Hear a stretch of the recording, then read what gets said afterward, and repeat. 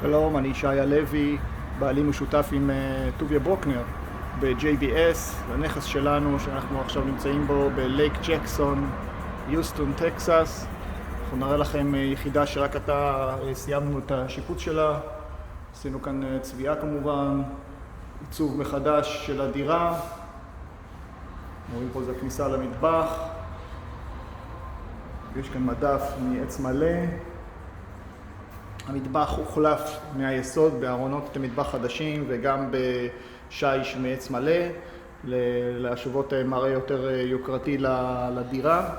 מכשירי חשמל, כסופים, מקרר, מיקרוגל, תנור ומייבש כלים, וגם המקלחת והחדרי שינה, שני החדרי שינה גם כן עברו שדרוג.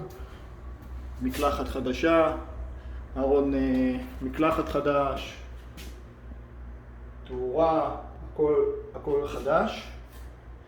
גם חדרי השינה למעשה עם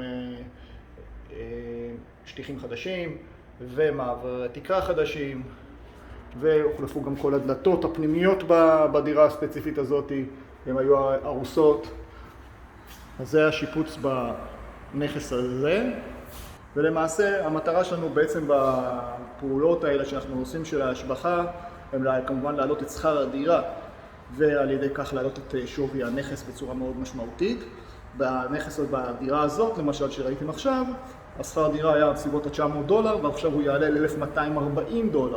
כלומר יש פה תוספת מאוד משמעותית של $340 בשכר הדירה, מה שכמובן יביא באופן ישיר לעלייה משמעותית מאוד בשווי של הנכס, ובסופו של דבר לרווחי הון משמעותיים לאחר שכל ההשבחה תסתיים והנכס הזה יימכר.